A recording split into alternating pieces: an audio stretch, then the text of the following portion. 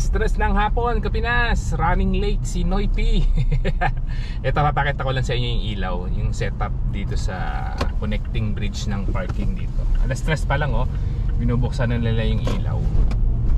I don't know why. Siguro kasi mabilis ang gabi, mabilis maggabi. Mga 4:30 lang, madilim na. Kagaya nga nung huli kong vlog pala.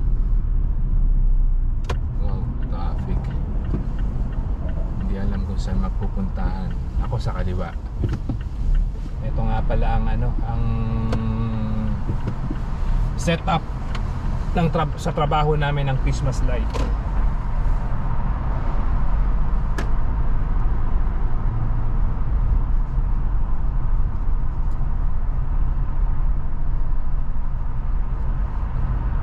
Pinuno.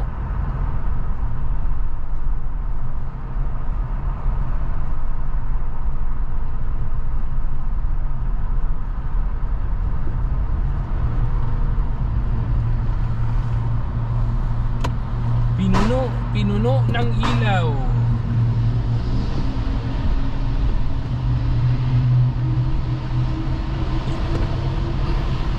Taon-taon yan yung setup ng ilaw dito sa trabaho sa airport, San Francisco International Airport.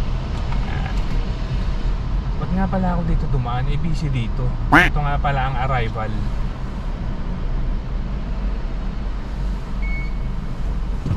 Sana wag hindi pa ganun karami ang sasakyan.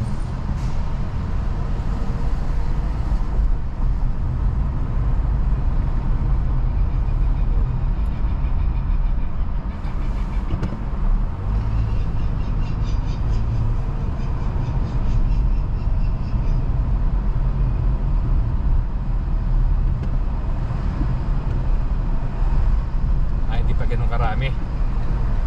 Hindi tayo nahirapan. Dito tayo ulit, ulitin ko, dito tayo sa arrival level ng San Francisco International Airport. Oras na ba? 11 na pala. Siguro mga 2 hours ago. Puno dito ng sasakyan, mga balikbayan galing Pilipinas at sa mga galing ng ibang bansa.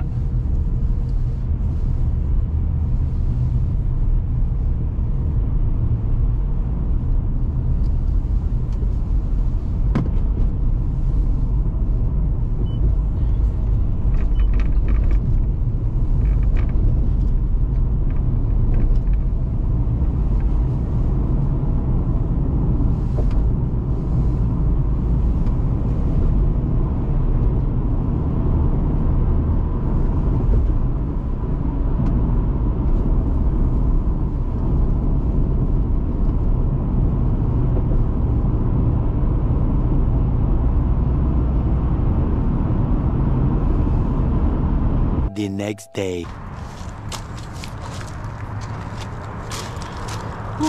Mabawas nga pala kami ng ng mga nakatambak dito sa bahay. I-donate natin to. I-donate natin sa dadaling ko ngayong araw na to sa sa Salvation Army. Wala hindi naman kursunada yung itsura. Dati siguro lumipas na lang siya, nakatambak lang. Ano ba to? Ano ba natin papaluwangin?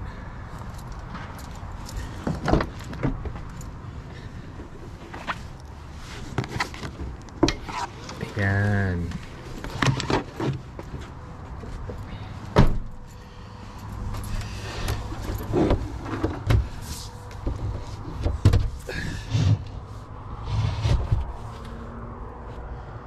Ano ba?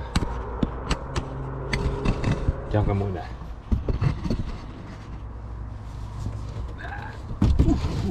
Bigat pa. Ayan.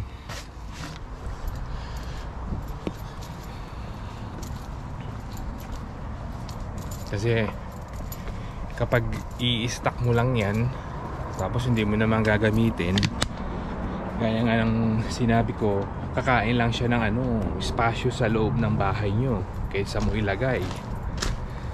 I-donate mo na lang para lumuwang. Ang dami yan pati nga mga luggage sa isa. Sabay na kayo. Yan.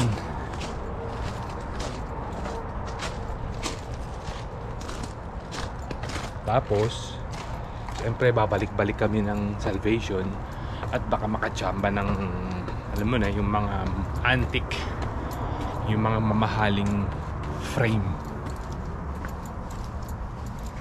yung hindi katulad nito na ano ba to, simple lang naman sila. Pwede na.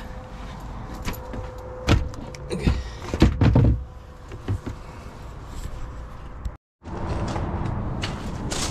Kasi ito yung pinakahuli, gate to gate. Ano yung alam, familiar kayo dito, yan yung pagka up and down yung bahay. Tapos syempre may hagdanan, no? Tapos meron kayong anak na sanggol pa, yung maliit pa, yung hindi pa kayang humakbang or bumaba or gumamit ng hagdanan. Ito yung kino-cover. Yan, para hindi malaglag at gumulong sa hagdanan. Since wala naman ng bata sa amin, donate na natin yan para mapakinabangan din ng iba. Mahal din kasi ito diba? Konting bonus lang naman yan hindi naman yan madumi. Okay, teka lang, saan ko na naman ito ilalagay? Wait lang, lagyan natin dyan. Oops, dumudulas. Saglit lang.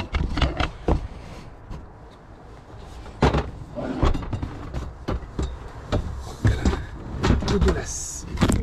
Dumulas ang camera.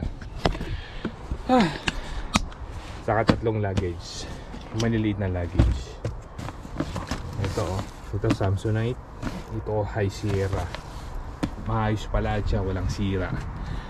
Pero i-donate na natin. Make sure natin nakasara yung pinto. Sara na natin to, makalarga na. Alright, let's go. Sa akin ba yung susi ko?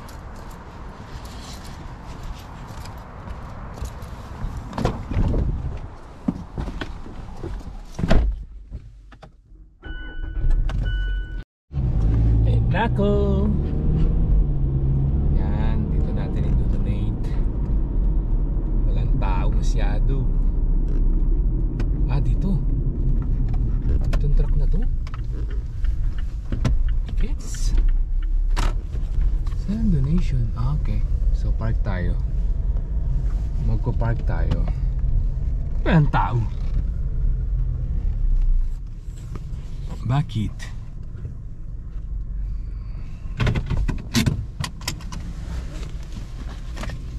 Let's figure out. Yung susi ko. Patayin muna natin for safety.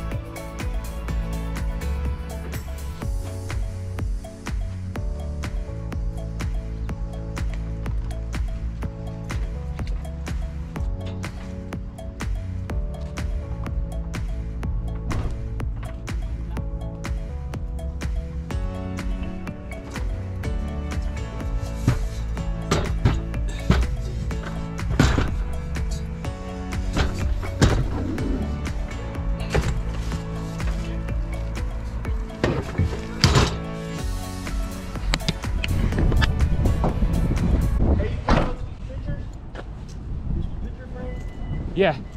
This one is too big. Oh, that's too big? Yeah. You can actually take it inside. Inside? Okay. So inside is fine. Alright. Malaki raw to. Sa loob ko idadalhin. Wait lang ha. Ayun. Pinasok ko lang dun sa tabi nung kahera. Kilala na ako. Di ba bumibili ka rin dito? Oo, kako. Sabay nagigiyang na naman akong tumingin eh. Ng mga kung ano-ano eh. Ang dami eh. Tapos konti tao. Puno yung rack nila.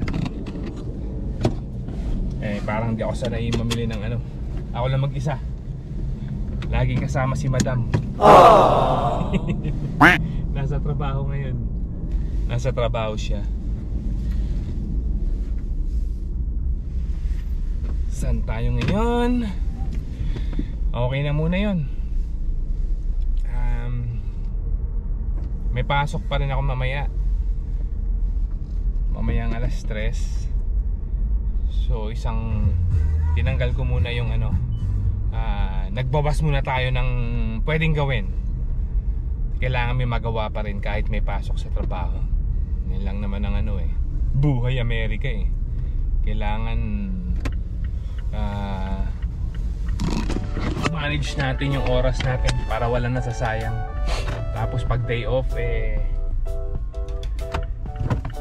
para bawas na yung mga pwedeng gawin pag day off. Yun.